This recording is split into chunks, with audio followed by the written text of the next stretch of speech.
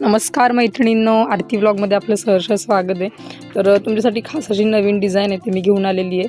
ते पण साडीमध्ये जे आपलं कापड असतं कॉन्ट्रास्ट, ब्लाऊज पीस एका कलरचा आणि साडी एका कलरची, कॉन्ट्रास्ट असलेले ब्लाऊज पीसाचंच एक कापड आहे आणि जे साडीतलं कापड आहे तर त्या कापडाचं डिझाईन मी तयार करून दाखवणार आहे तुम्हाला। आणि त्याच्यासोबतच जे काठ आहे, छोटं काठ आहे, त्या काठाची सुद्धा डिझाईन कशी छान आपण बनवू शकतो हे तुम्हाला मी आज ह्या व्हिडिओमध्ये दाखवणार आहे। त्यामुळे व्हिडिओ शेवटपर्यंत बघायला विसरायचं नाही आहे आणि आवडला असेल तर नक्की चॅनलला सबस्क्राईब करायला विसरू नका आणि बेल आयकॉनचं बटन दाबायला विसरू नका, जेणेकरून नवनवीन व्हिडिओ आहेत किंवा शिलाईच्या बाबतीतले जे टिप्स आहेत तर नक्कीच त्याचा तुम्हाला फायदा होईल। तर पहिला मी गळा काढून घेतलेला आहे। ज्या गळ्याचा आकार आहे त्या गळ्याचा आकारसुद्धा व्यवस्थित काढून घ्यायचा आहे आणि व्यवस्थित मारून घ्यायचे आहे 5 इंच आणि तसेच 1-1 इंचावरती छटके मारून घ्यायचे आहेत, म्हणजे जो आपल्या गळ्याचा आकार आहे किंवा जो शेप आहे तो अगदी व्यवस्थित आणि ॲक्युरेट येतो। आणि जे आपण पलटी करून जो टीप टाकणार आहे त्यावेळेला त्याच्यामध्ये आतल्या बाजूला, कारण कॅनव्हास वापरलेला नाही आहे त्यामुळे आतल्या बाजूला व्यवस्थित कापड फोल्ड करून नखाने खाच मारून टीप आहे ती मारून व्यवस्थित घ्यायची, म्हणजे आकार आपला येतो ब्लाऊजचा व्यवस्थित येतो, फिनिशिंगला पण दिसायला छान दिसते। आणि सगळ्यात महत्त्वाचं म्हणजे जे आपला ब्लाऊजची डिझाईन आहे ती डिझाईन करताना आपल्याला काही त्रास होत नाही किंवा फिनिशिंगमध्ये व्यवस्थित न दिसल्यामुळे कस्टमर पण नाखुश होत नाही। व्यवस्थित अशी टीप मारून घ्यायची आहे।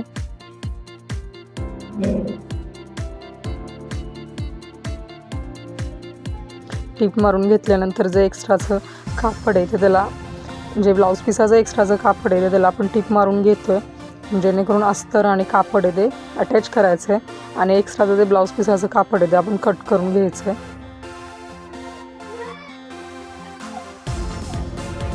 चारी बाजूनं टीप मारून घ्यायचे। काय वेळेला काय होतं, कोण जे आहे ते फेविकॉलनं वगैरे अटॅच करतं, पण मी तसं करत नाही, कारण की एखाद्या वेळेस फेविकॉलचे डाग आहेत तर ते ब्लाऊज पिसावरती राहू शकतात। मग त्यामुळे सरळ किती वेळ लागतो, 1-2 मिनटाचं काम की आपण टीप मारूनसुद्धा अस्तर आहे ते अटॅच करू शकतो आणि दिसायला पण व्यवस्थित दिसतं। जेव्हा ब्लाऊज शिवून होतो तेव्हा एखादी कच्ची टीप आहे जे आपण अस्तर अटॅच करताना दिसून येते तर ती टीप आपण उचलून पण काढू शकतो, त्यामुळे ब्लाऊजचं फिनिशिंग वगैरे अजिबात डल होत नाही आणि कस्टमर पण खुश राहतात। तर आपण जे आता साडीचं कापड आहे आणि जे काठ आहे छोटं तर त्याचा यूज करून डिझाईन बनवणार आहोत। तर एका साईडून टीप मारून घ्यायचे, काठ आहे ते एका साईडनं टीप मारून घ्यायचे, त्याच्या दोन्हीही ज्या बाजू आहेत त्या फोल्ड करून घ्यायच्या आहेत, म्हणजे आपल्याला डिझाईन करायला वापरायला सोपं पडतं।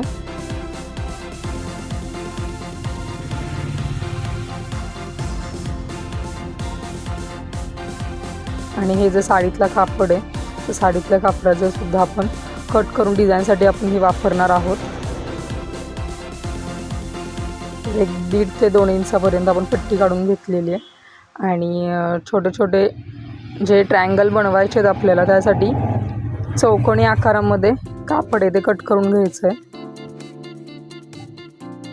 घडी घालून फोल्ड करून एकावर एक असं मी शॉर्टकट म्हणून केलेलं आहे। तुम्ही एक सिंगल ही मार्किंग करू शकता किंवा ज्याचा हात बसला त्याने डायरेक्ट जर केलं तरी चालण्यासारखं आहे। आणि हे असे त्रिकोणी आकाराचे जे डिझाईनसाठी आपण वापरणार आहे लूप्स ते बनवून घ्यायचे आहेत।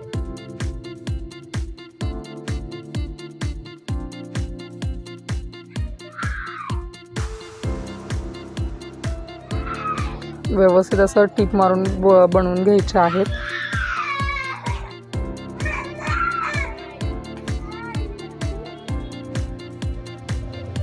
सगळे असे बनवून झालेले आहेत आणि जे एक्स्ट्राचं कापड आहे जेवढं आपल्याला डिझाईनसाठी लागणार आहे तेवढंच आपण यूज करणार आहोत आणि जे एक्स्ट्राचं कापड आहे ते कट करून टाकायचं आहे, जेणेकरून आतल्या बाजूला सुद्धा फिनिशिंगमध्ये छान दिसतं ब्लाऊज। व्यवस्थित कट करून घ्यायचं आहे।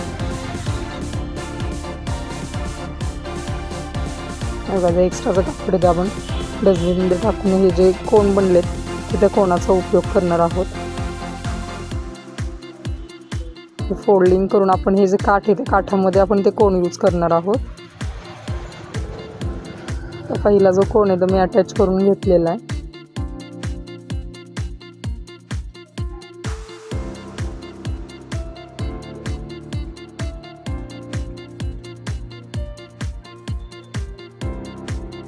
व्यवस्थित अंदाजे आणि आकारानं व्यवस्थित जे आपलं मेजरमेंट आहे किंवा आपल्याला एक अंदाज असतो शिलाई करताना की आपण कशी आपण डिझाईन करणार आहे किंवा जे आपण मेजरमेंट आहे ते एक समान किती अंतर ठेवायचं आहे तर त्या पद्धतीनं घ्यायचं आहे. आणि जी डिझाईन आहे जे आपण गळा कट करून फोल्ड करून घेतलेला त्याच्यापेक्षा 1 पाव इंच अंतर सोडून मार्किंग केलेलं दिसतंय तुम्हाला. तर ते अंतर सोडून मी ही जी डिझाईन आहे ती अटॅच करते आणि डायरेक्ट डिझाईन आहे ती अटॅच करत आहे. बघा फोल्ड केलेलं आहे, घडी केलेली काठाची आणि त्याच्यामध्ये जे कोण आपण तयार केलेले होते ते कोण मी आतमध्ये ॲडजस्ट करून बसवत आहे. जे डिझाईन आहे ते अगदी व्यवस्थित आणि फिनिशिंगला छान दिसते. आपण हे डायरेक्ट पण करू शकलो असतो पण फिनिशिंगमध्ये तेवढं आलं नसतं. आणि जे चुनी आपण पाडतोय आता जी घडी पाडतोय तर ते घडी ॲडजस्ट करून करून आपण जे आता गळ्यासाठी जे डिझाईन करत आहोत तर ती डिझाईन तशी बनली नसती. त्यामुळे घडी ज्या मी काय केलं की ब्लाऊज तयार करताना किंवा डिझाईन तयार करतानाच मी घडी करतच ॲडजस्ट करत नेली. म्हणजे जे आपल्याला जे खालच्या बाजूला जो मोठा राऊंड होणार आहे तुम्हाला आता टीप मारताना लक्षात येईलच खालच्या बाजूची तर ते ॲडजस्ट करता आलेलं आहे. मला या डिझाईनसाठी भरपूर वेळ लागला, नाही म्हटलं तरी एक डिझाईन किंवा ब्लाऊज वगैरे तयार 2 तास तरी माझे गेले. भरपूर वेळ लागलेला आहे. व्हिडिओसाठी मी तुम्हाला एक 10 ते 15 मिनटात तयार झालेलं दिसतंय पण त्याच्यामागे कष्ट पण भरपूर आहेत. कारण काय होतं एखादा पॅटर्न किंवा एखादी डिझाईन करायची झाली तर त्याला वेळ पण देणं महत्त्वाचं आहे. खूप वेळ लागतो आणि फिनिशिंग पण तेवढं आलं पाहिजे. कस्टमर खुश झालं तर आपल्याला काम पण आपल्याला पुढं तसं भेटणार आहे. व्यवस्थित ॲडजस्ट करून बसवलेलं आहे मी.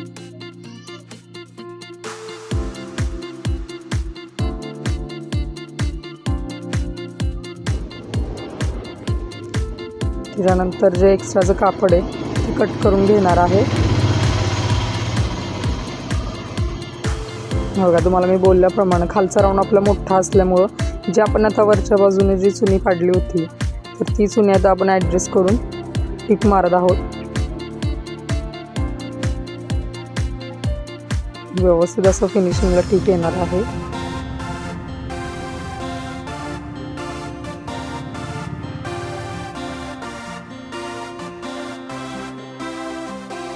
एखादी डिझाईन बनवायची असेल किंवा एखादा जर पॅटर्न तुम्हाला बनवायचा असेल त्यासाठी वेळ देणंही महत्त्वाचं आहे. नाहीतर मग काय करायला काय होतं की वेळ पण द्यायचा नाही आणि डिझाईन पण बनवायची आहे आणि शॉर्टकट करायला जात होतं त्यावेळेला काय वेळेला ते काम होत नाही आणि दिसताना पण फिनिशिंग व्यवस्थित येत नाही. हे अशा पद्धतीने जे एक्स्ट्राचे कोणाचे जे एक्स्ट्राचं कापड राहिलेलं आहे ते कट करून घेतलेलं आहे. व्यवस्थित काळजीपूर्वक कट करून घ्यायचं. काय वेळेला कैचीला धार असली तर गडबडीच्या वेळेला काय होतं ब्लाऊज पिसाचं जे कापड आहे ते त्याच्यामध्ये येतं आणि चुकून कट होतं ब्लाऊज. बघा जे मी 1 इंचावरती अंतर ठेवलं होतं त्याला लेस ॲडजस्ट करणार आहे त्याच कलरची. व्यवस्थित लेस आहे ती अटॅच करून घ्यायची आहे.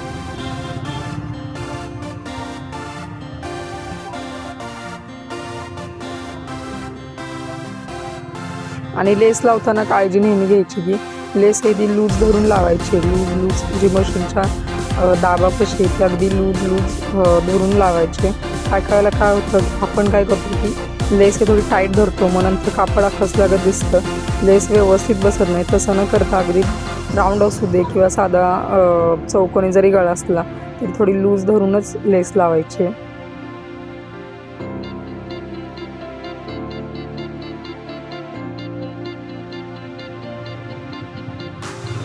ही झाली आपली जी मेन डिझाईन होती ती तयार करून झालेली आहे. दुसऱ्या बाजूला ती टिप मारून घ्यायची आहे.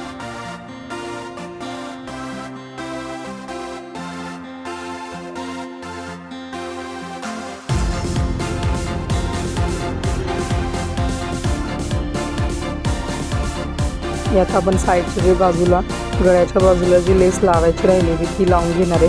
कारण डिझाईन पूर्ण झाल्याशिवाय लेस लावू शकत नव्हतो. तर त्यासाठी पूर्ण जो खालचा जो पार्ट आहे तो तयार करून झाला की मग ही लेस आपण अटॅच करणार आहोत. व्यवस्थित दोन्ही बाजूने टिप मारून घ्यायची आहे. जसं की मगाशी बोलल्याप्रमाणे तुम्हाला की लेस आहे ती अगदी लूज सोडून लावायची आहे, म्हणजे गळ्याचा आकार जसा असेल तर त्या आकाराला अगदी व्यवस्थित बसते.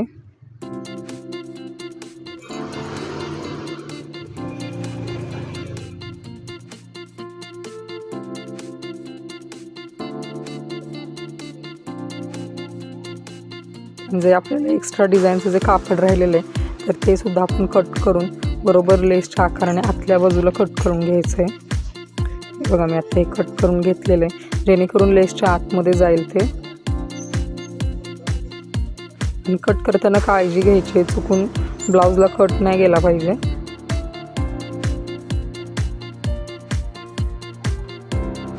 व्यवस्थित कट करून घ्यायचं आहे आणि टिप मारून घ्यायची आहे.